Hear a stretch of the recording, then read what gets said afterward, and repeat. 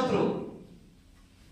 যারা আল্লাহ প্রেমিক তাদের শত্রুতা করেছে, এটা কোরআন বলছে।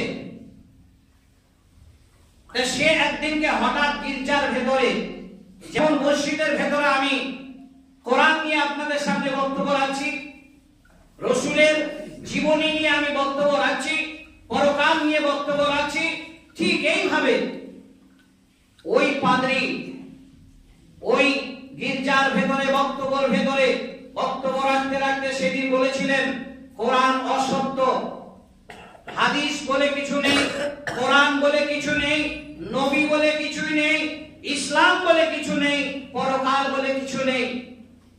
আস্তাগফিরুল্লাহ বলতে ইচ্ছা হয় না? বক্তব্য শোনার পরে বুঝতে পারছেন না কোন জায়গায় যাচ্ছে। এই শব্দগুলো ব্যবহার করার পরে তিনি বলছেন যে কোরআন যদি সত্যই হয়, কোরআন যদি থাকে, তাহলে কোরআন যদি সত্য হয়, আমি বক্তা বলছি বক্তব্য রাখার শেষে আমার এই বডিটা আর বাড়ি ফিরে যাবে না। সেই সমাজে অনেক রকম মানুষ ছিল, যেমন আপনারা যারা বক্তব্য শুনছেন এক শ্রেণী বেনামাজি ভাবছেন আর বেনামাজি থাকবো না, এই সব কথা শুনে আর হারাম খেতে মন যায় না, এসব কথা শুনে আর ভাইয়ের সাথে হক মারামারি চলবে না, এসব কথা শুনে আর এক অপরের আমি ক্ষতি করব না, এইসব কথা শুনে মনে হয় আর পরনিন্দা করব না। এই 7-5 কথাগুলো আপনার এই সময় জাগরণ হয় আর মনে হয় যেন আর আমি ওই কাজে লিপ্ত হব না, ওই পথের প্রতিকার হব না। কিন্তু মসজিদ থেকে বার হয়ে যখন চলে যান আবার ঠিক তেমনই হয়ে যান যেমন ছিলেন। এরকম মানুষ আছে আমাদের এখানে। আবার এক শ্রেণীর মানুষ আছে তার ঈমান জিন্দা হচ্ছে। সেই যাদের ভেতরে তার ঈমান না হলো, যার ভেতরে আল্লাহর ভয় ছিল, সেই শ্রেণীর মানুষগুলো বললো যা ও বললো কি, আরো ঘটবে কি, দেরি হবে না। ও শপথ বাক্য করেছে কোরআন নিয়ে, এত বড় কথা ওর মুখে বলাটা শোভা পেল না।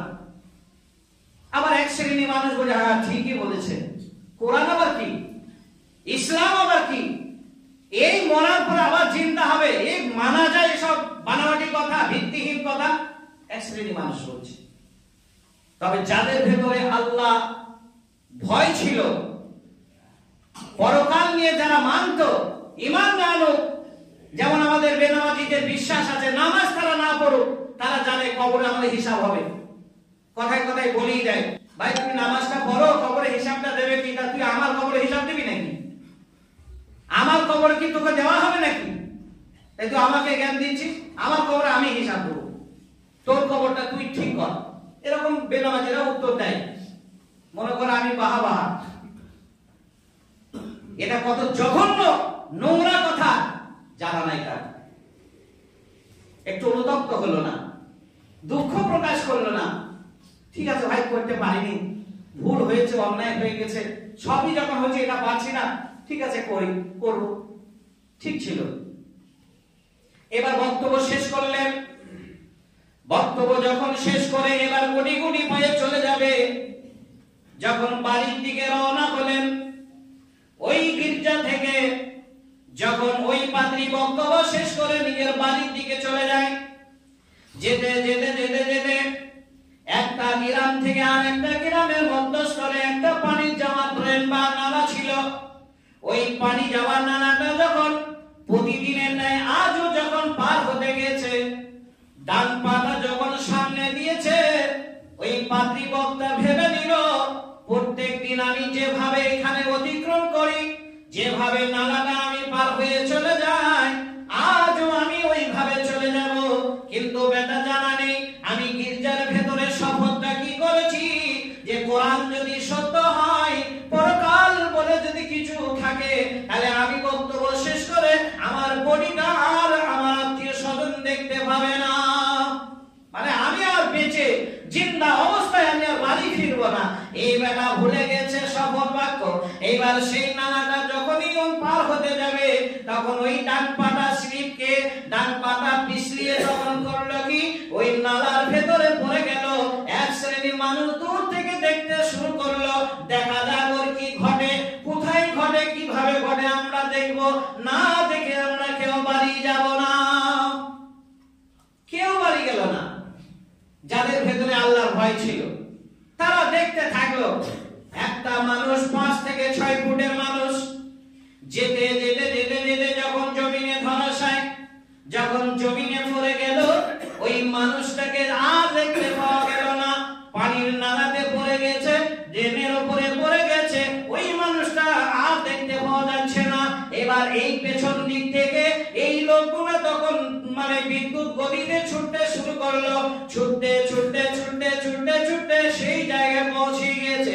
তখন দেখছে আমাদের যে বক্তা বক্তব্য রেখে যাচ্ছিলেন বাড়ি, সে ড্রেনের ভেতরে পড়ে রয়েছে। ওই পানির উপরে পড়ে থাকা অবস্থায় তার লাশটাকে তখন ডানাতে উঠিয়ে তখন দেখছে সে মারা গেছে। يخادعون الله والذين آمنوا وما يخدعون إلا أنفسهم وما يشعرون।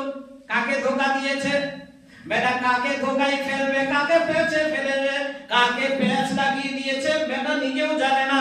এবার ওই বডিটাকে নিয়ে হঠাৎ করে হসপিটালে গিয়ে পরীক্ষা করে ডাক্তার বাবু তখন ঘোষণা দিলেন এর আর আত্মা নেই, আত্মা জগৎ ছেড়ে চলে গেছে। বিশ্বাস হলো না। এইভাবে 2-3টে হসপিটালে নিয়ে যাওয়া হলো। সবই জায়গায় একই খবর দিল, বলল না আর বেঁচে নেই। বলল না এখানে চলবে না, চলো আমাদের খ্রিস্টানদের যেখানে স্পেশালিস্ট হসপিটাল আছে সেখানে আমরা নিয়ে চলে যাব। সেখানে যাওয়ার পরে সেখানেও পরীক্ষা করে দেখলো আর প্রাণ ফাঁকি ঘুরে আসবে না, আর ঘুরিয়ে আনা সম্ভব নয়। সেখানেও শেষে ঘোষণা দিল মারা গেছে। এই খবরটা শোনার পরে এই ব্যক্তি লাস্ট যখন রেখে দেওয়া হলো, কবরে যখন কবরস্থ করা হচ্ছে, তাকে যখন ওই লাশটাকে যখন মাটি খুঁড়ে যখন তাকে মাটিতে যখন পুঁতে দিল, এইভাবে বাড়ি চলে আসে। যখন তার সঙ্গী সাথী জনগণ বাড়ি চলে আসলো, সন্ধ্যার সময় তাকে দাফন করে বাড়ি এসেছে। আপনারা যেমন আজকে আপনার বাবার লাশটাকে, মায়ের লাশ কিংবা আত্মীয় স্বজন যে মারা গেছে তাকে যখন কবরে আপনি রেখে আসলেন, পরের দিন সকালে যেমন আপনি জিয়ারত করতে যান, এইবার তার সঙ্গী সাথী আত্মীয় স্বজন তারা যখন সকাল বেলায় যখন তাকে দেখতে গেছে কবরটা কি অবস্থায় রয়েছে দেখে আসি, কোন পশুতে অত্যাচার করলো কিনা, কবরটা ধসে গেল কিনা, তারা দেখতে গেল। যাওয়ার পরে সেখানে কি দৃশ্য দেখতে পেল? দেখছে তার বডিটা কবরের উপরে পড়ে, বডিটা কবরের উপরে। এই অবস্থা দেখে তারা ভয় খেয়ে গেল। কারণটা কি? আমরা কালকে কি সুন্দর করে মাটি খুঁড়ে একে মাটির তলায় বসিয়ে রেখে উপরে চাপা দিলাম, এত মজবুত করে মাটি দিয়ে আমরা চাপা দিয়ে গেলাম, আবার বডিটা অক্ষত অবস্থায়, কোন জায়গায় কাটা নেই, ফাটা নেই, ছিঁড়া নেই। তাহলে এ কাজ কে করলো, কিভাবে হলো? বললো যাক, যা আবার হয়েছে ওকে দাফন করে দাও। আবার তাকে দাফন করা হলো। দ্বিতীয়বার তাকে দাফন করে দেওয়ার পরে আবার পরের দিন সকালবেলায় যখন তারা দেখতে যায়, তখন দেখছে তার বডিটা, ওই মুর্দা তখন দেখছে আবার কবরের বাইরে পড়ে, কবর এক জায়গায় আর লাশ এক জায়গায়। এই দৃশ্য দেখার পরে বললো এর পেছনে কোনো কারণ আছে, না হলে অক্ষত অবস্থায় বডিটাকে এইভাবে তোলা হচ্ছে, কারণটা কি? যদি কোনো হিংস্র পশু যদি এই কাজ করে তাহলে তো তার বডির উপরে দাগ থাকবে, তার বডিটা তো ক্ষত অবস্থায় থাকবে, তাহলে অক্ষত কেন? কোন জায়গায় ছিঁড়া ফাটা ভাঙাচোরা কিছুই দেখছি না, তাহলে এটার কারণটা কিছু বুঝতে পারছি না। বললো শোনো, এক শ্রেণী মানুষ বলছে আমার যেটা ধারণা, আমার যেটা সন্দেহ হচ্ছে, তোমরা বিশ্বাস করবে কি জানি না। বললো এই কাজটা ওই আব্দুল্লাহর বেটা মুহাম্মদ নামে একজন আছে, ওই আব্দুল্লাহ নামে মুহাম্মদ সাল্লাল্লাহু আলাইহি ওয়াসাল্লামের দ্বারাই হয়েছে, তার নেতৃত্বে হয়েছে কাজটা। বললো যুক্তি দেখো। এক শ্রেণী মানুষ আবার বলছে, তার প্রতি উত্তরে বলছে যুক্তি কি আছে, যেটা আব্দুল্লাহর বেটা মুহাম্মদই করেছে সাল্লাল্লাহু আলাইহি সাল্লাম, তার প্রমাণ কি আছে? বলল শুনে নাও, জেনে নাও।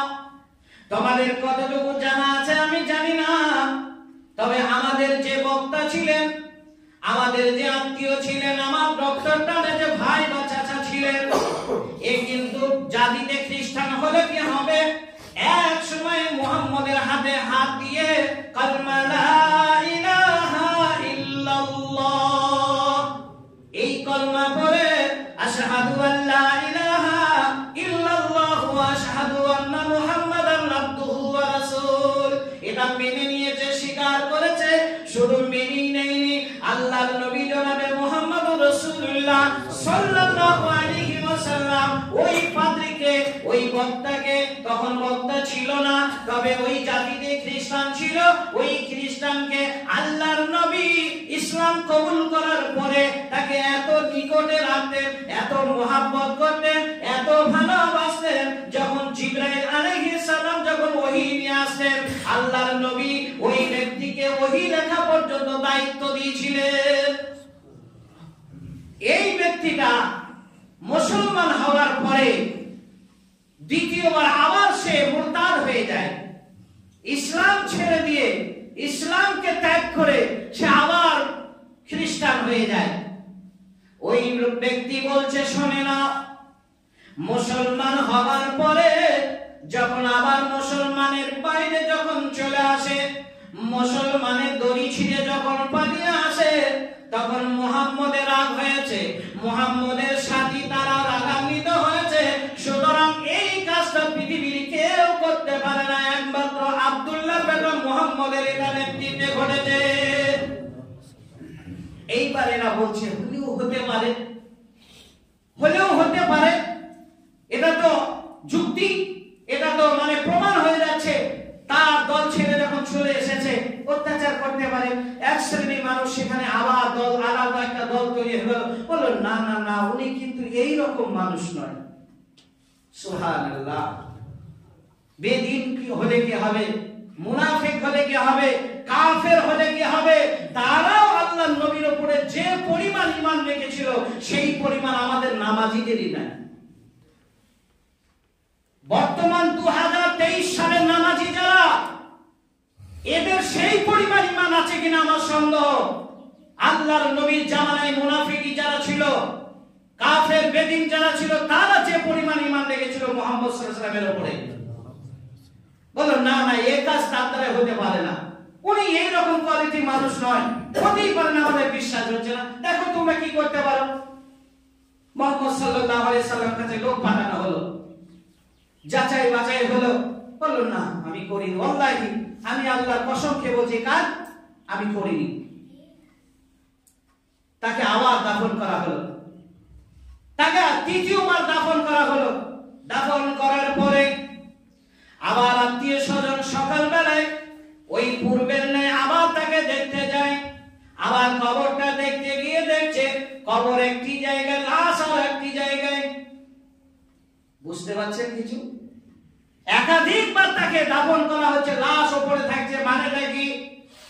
দেখেন যারা কোরআন নিয়ে ঠাট্টা করছেন, হাদিসের ভাষা নিয়ে যারা মজা করছেন, ইসলাম পরকাল কবর হাসর নিয়ে যারা ঠাট্টা মজা করছেন, তাদের পরিণতিটা একবার দেখে নেন, শুনে নেন, বুঝে নেন। আপনারা এই কোরআনের উপরে অবমাননা করেছিল, হাদিস অস্বীকার করেছিল, পরকাল হাসর পুলসিরাত জান্নাতকে অস্বীকার করেছিল।